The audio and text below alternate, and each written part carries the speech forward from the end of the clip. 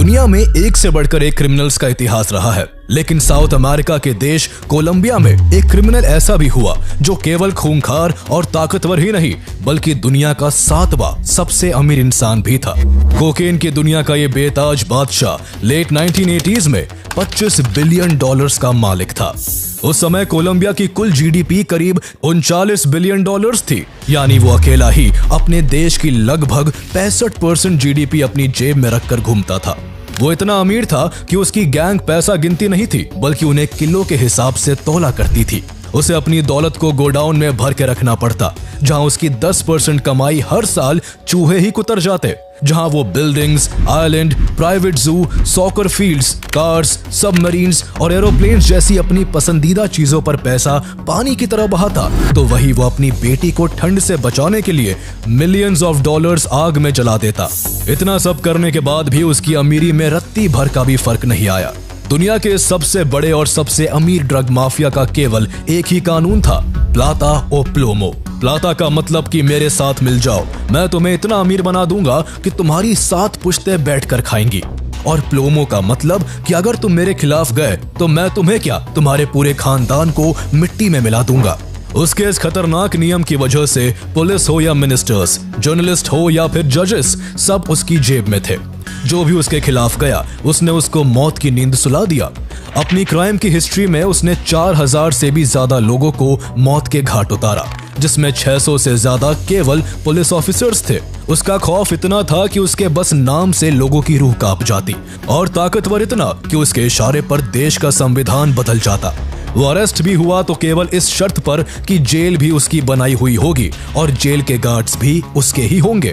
ऐसे कई रोमांचक पहलुओं को समेटे हुए ये कहानी है दुनिया के सबसे बड़े और सबसे अमीर ड्रग लॉर्ड पाब्लो एस्कोबार की, जिसने क्राइम की दुनिया में ऐसा डंका बजाया कि उसके मरने के 20 से ज्यादा साल बाद भी उसके जैसा कोई दूसरा नहीं हो सका। Authorities as Colombia's leading exporter of cocaine. The Escobar family has reportedly amassed nearly $2 billion smuggling 1,100 pounds of refined cocaine into the United States every month. Drug trafficker, billionaire, killer, but a hero to thousands in his home city. As cocaine king's only son has now claimed his father took his own life. He had become a cancer to Colombia. Escobar was a monster. I wish he would have spent the rest of his life in prison. I mean, that's what I wanted. Yo soy Pablo Emilio Escobar Gaviria. Pablo Emilio Escobar Gaviria का जन्म 1 दिसंबर 1949 को Colombia के Rio Negro शहर में हुआ था। वो अपने माता पिता के 7 बच्चों में तीसरा था। उसके पिता फार्मर थे और माँ स्कूल टीचर थी। उसके जन्म के कुछ वक्त बाद ही उसका परिवार मेडेलिन शहर में शिफ्ट हो गया, जहाँ पाब्लो पला बड़ा और वही के स्कूल में उसने शुरुआती पढ़ाई की। यूं तो वो शुरू में लॉयर और फिर पॉलिटिक्स में जाकर प्रेसिडेंट बनने का ख्वाब देखता था, लेकिन बढ़ती उम्र के साथ उसका नजरिया और इंटरेस्ट बदलने लगा। उसको समझ आया कि दुनिया में सबसे बड़ा ताकतवर वही है जिसके पास पैसा है। अगर पैसा हो तो क्या लॉयर और क्या पॉलिटिशियन, सबको जेब में रखा जा सकता है। पैसे की अहमियत तब उसे और भी ज्यादा समझ आई जब घर की खराब फाइनेंशियल कंडीशन की वजह से उसे अपनी पढ़ाई बीच में ही छोड़नी पड़ गई। पढ़ाई छूटने के बाद उसने ठान लिया कि उसे जल्दी से बहुत सारा पैसा कमाना है, फिर चाहे उसके लिए उसे किसी भी रास्ते पर जाना पड़े। उसने खुद को वादा किया कि अगर 25 साल की उम्र तक उसने 1 मिलियन पेसोस नहीं कमाए तो वो खुदकुशी कर लेगा। इस तरह जुनून की हद तक जल्द से जल्द अमीर बनने की इस ख्वाहिश ने उसे क्राइम की दुनिया में धकेल दिया। वो अपने कजिन गुस्तावो गाविरिया के साथ मिलकर तरह तरह के लीगल काम करने लगा, जिनमें फर्जी डिप्लोमा डिग्री बेचना, साउंड इक्विपमेंट्स की तस्करी करना और टूम्बस्टोन्स को चोरी करना शामिल था। लेकिन इन छोटी छोटी चोरियों से आखिर वो कितना और कब तक अमीर बन पाता, इसलिए बड़ा कदम उठाते हुए 20 साल से भी कम उम्र में उसने कार चोरी करना और अमीर लोगों को किडनैप करना शुरू कर दिया। जहां वो कार चोरी कर उसके पार्ट्स को बेच करके खूब पैसा कमाता, तो वही अमीर लोगों को किडनैप कर उनकी रिहाई के बदले अच्छी खासी फिरौती वसूल करता। अगर विक्टिम की फैमिली पैसा देने से मना करती तो वो उसे बेरहमी से मार डालता। कई मौकों पर वो बस अपनी धाक जमाने के लिए रैंसम मिलने के बावजूद विक्टिम्स को मार दिया करता था। ऐसा ही तब हुआ जब 1971 में एक बार उसने इंडस्ट्रियलिस्ट डिएगो एचावारिया को किडनैप किया, जिसे रिलीज करने के बदले में उसने $50,000 की डिमांड की। उसकी डिमांड पूरी होने और उसे मन मुताबिक पैसे मिलने के बाद भी उसने डिएगो की जान ले ली। ये चोरी और किडनैपिंग का सिलसिला यूं ही चलता रहा और खुद से किए वादे को पूरा करते हुए वो महज 22 साल की उम्र में ही मिलियनेयर बन गया। एक तरफ उसकी बढ़ती क्राइम एक्टिविटीज से बाकी के क्रिमिनल्स के बीच उसका दबदबा हो रहा था, तो वहीं दूसरी ओर वो पुलिस की नजरों में भी आने लगा था। बहुत बार पुलिस की गिरफ्त से बच निकलने के बाद आखिरकार साल 1974 में कार चोरी करने के जुर्म में उसे अरेस्ट कर लिया गया, जिस कारण उसे कई महीनों तक जेल की हवा खानी पड़ी।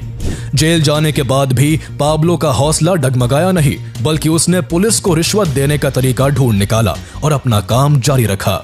पाब्लो का मकसद ही पैसा कमाना था, इसलिए जहां भी उसे ज्यादा कमाई दिखाई देती वो हर उस फील्ड में घुस जाता। वो पैसे के लिए पहले चोरी, फॉर्जरी, किडनैपिंग और मर्डर जैसे क्राइम करता था, लेकिन जब उसका सामना कोकेन के बिजनेस से हुआ तो उसके प्रॉफिट के आगे उसको बाकी सभी काम फीके लगने लगे।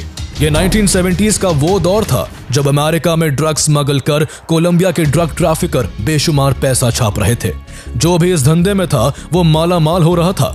इसे अपॉर्चुनिटी के तौर पर देखते हुए पाब्लो एस्कोबार ने इस धंधे में घुसने का मन बना लिया। शुरू में उसने कई ड्रग माफियाओं के लिए काम किया, जिनसे उसने ड्रग के धंधे की बारीकियों को सीखा। उसने न केवल स्मगलिंग रूट्स के बारे में जाना, बल्कि ड्रग वर्ल्ड में बहुत से इंपॉर्टेंट कनेक्शंस भी एस्टैब्लिश कर लिए, जो आगे चलकर उसके बहुत काम आने वाले थे। पाब्लो बहुत अच्छे से जानता था कि बड़ी कामयाबी और बड़ा पैसा दूसरों के लिए काम करके नहीं कमाया जा सकता, इसलिए वो ड्रग्स की दुनिया की अच्छी समझ होने के बाद खुद का ड्रग कार्टेल बनाना चाहता था। इस धंधे में अपने पैर जमाने के लिए उसका पहला टारगेट बड़े प्लेयर्स को रास्ते से हटाना था। इसी मकसद के साथ साल 1975 में उसने मेडेलिन के सबसे बड़े कोकेन ट्रैफिकर फाबियो रेस्ट्रेपो को मरवा डाला और उसके लोगों की जिंदगी इस शर्त पर बख्शी कि उन सबको उसके लिए काम करना पड़ेगा। इस इंसिडेंट के बाद बाकी ड्रग ट्रैफिकर्स के बीच पाब्लो का डर बैठ गया, जिससे उसके लिए अपना बिजनेस बनाना आसान हो गया। अगला साल 1976 पाब्लो एस्कोबार की जिंदगी में कई जरूरी मोड़ लेकर आता है। इस साल उसने ओचोआ ब्रदर्स, कार्लोस लेडर और होजे रोड्रिगेज गाचा जैसे क्रिमिनल्स के साथ मिलकर खुद का मेडेलिन कार्टेल शुरू कर दिया, जिसका काम कोकेन की प्रोडक्शन से लेकर डिस्ट्रीब्यूशन तक का था। कार्टेल का हेड पाब्लो खुद बना, जो पहले ही कोकेन प्रोड्यूसर्स, ट्रांसपोर्ट एक्सपर्ट्स और कुछ करप्ट गवर्नमेंट ऑफिशियल्स के साथ रिलेशंस डेवलप कर चुका था। वो कोकेन की सप्लाई के लिए अजीबोगरीब तरीके इस्तेमाल करता, कभी कार के टायर्स में तो कभी टीवी सेट्स में, कभी मछली के पेट के अंदर तो कभी कॉन्डम्स में। इसके अलावा वो एरोप्लेन्स के टायर्स में भी कोकेन भर के सप्लाई करता और ऐसा करने में उसकी मदद करने वाले पायलट को हर फ्लाइट के लिए $5 लाख का इनाम देता। इस तरह उसकी लीडरशिप में कार्टेल का बिजनेस बढ़ने लगा और उसकी काफी अच्छी कमाई होने लगी। जब उसके पास ज्यादा दौलत हो गई तो उसने बिजनेस को और एक्सपैंड करने के लिए सबमरीन्स और एयरक्राफ्ट्स खरीदकर उनसे कोलंबिया समेत पेरू, बोलीविया और इक्वाडोर जैसे देशों से भी अमेरिका के अंदर कोकेन सप्लाई करना शुरू कर दिया। ताज्जुब की बात यह थी कि पाब्लो 24 घंटे कोकेन से घिरे होने के बावजूद खुद कोकेन कंज्यूम नहीं करता था, जिससे उसके साथ ही उस पर काफी भरोसा करते थे। जहां उसका बिजनेस अच्छा चलने लगा था तो वही इसी साल मार्च 1976 में उसने अपनी गर्लफ्रेंड मारिया विक्टोरिया हेनाओ से शादी कर ली, जो केवल 15 साल की थी और उससे पूरे 11 साल छोटी थी। लेकिन 1976 का साल पाब्लो की जिंदगी में केवल खुशियां और दौलत ही नहीं लाया, बल्कि उसकी जिंदगी में जेल की सलाखें भी लेकर आया था।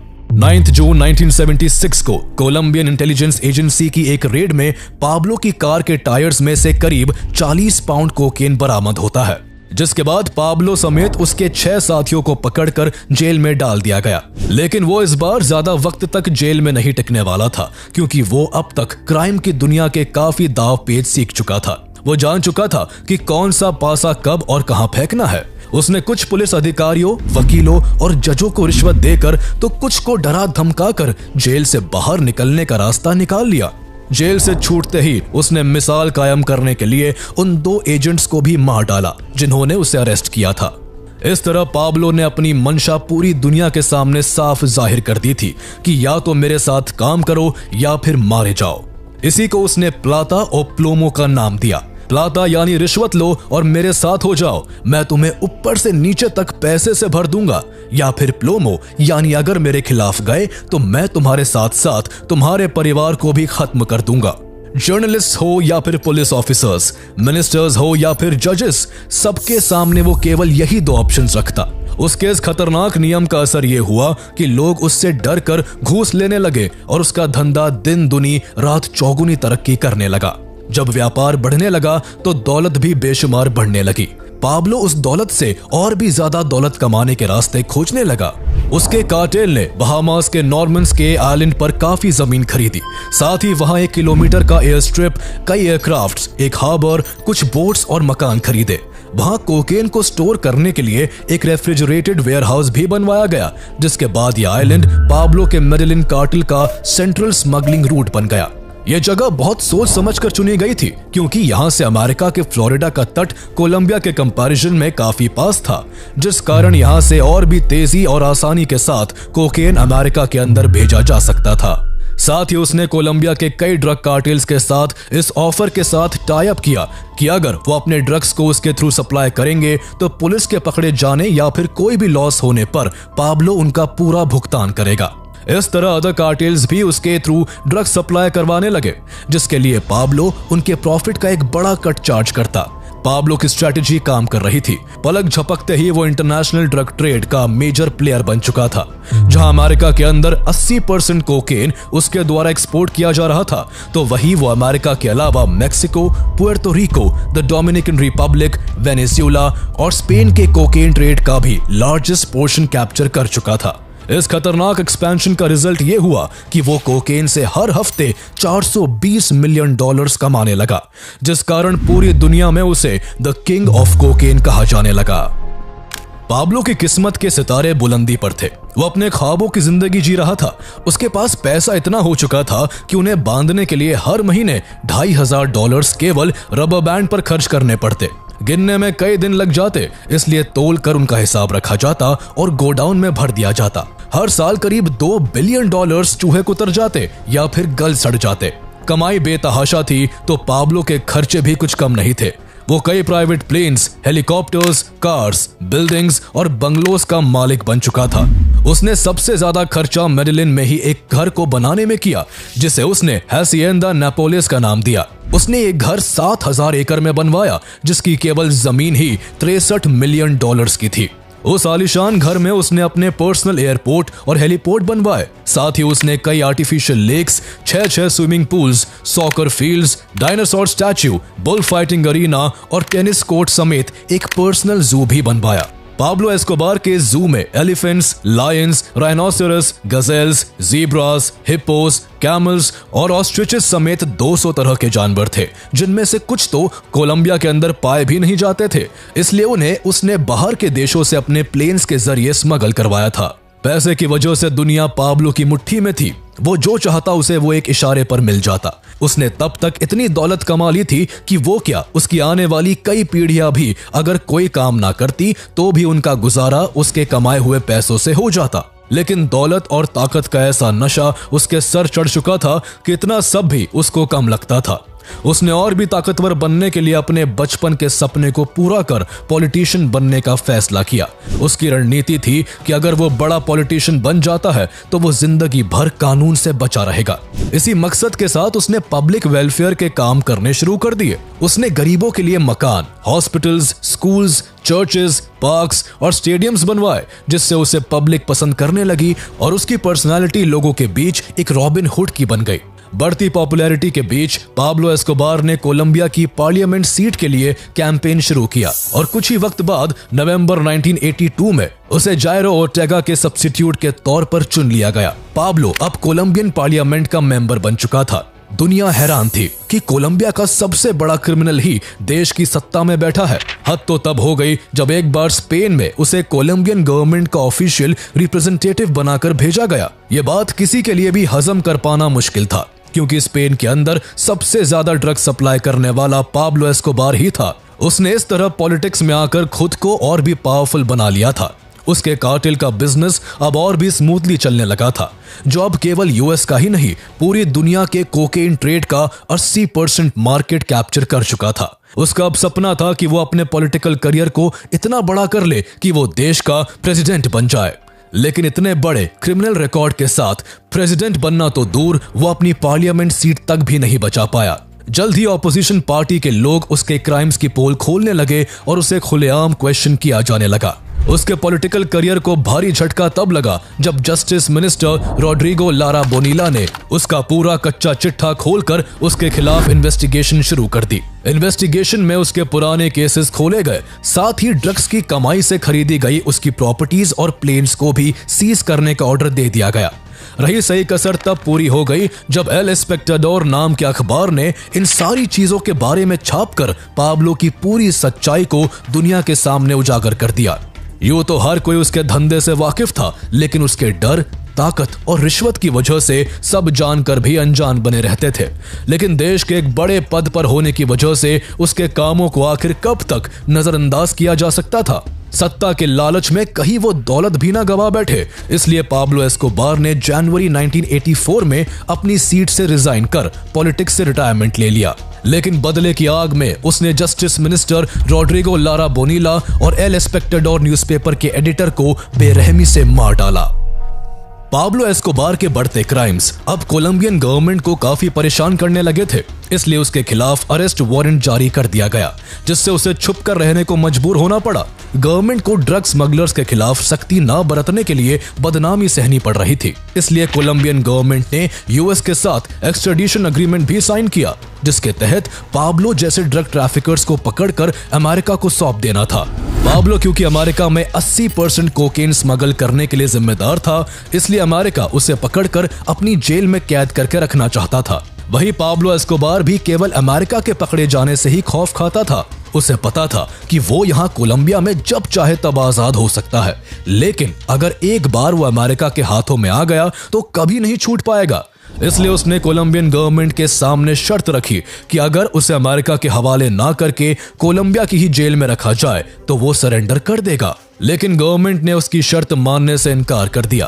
बाद में उसने गवर्नमेंट को ऑफर दिया कि अगर उसे एक्सट्रेडिशन एग्रीमेंट से राहत देकर अमेरिका को ना सौंपा जाए तो वो कोलंबिया का $10 बिलियन का कर्ज चुका देगा। देश के कर्ज उतारने की डील अच्छी थी, लेकिन बदनामी के चलते गवर्नमेंट इस शर्त पर भी राजी नहीं हुई। जब सीधी उंगली से घी नहीं निकला तो वो खून खराबे पर उतर आया।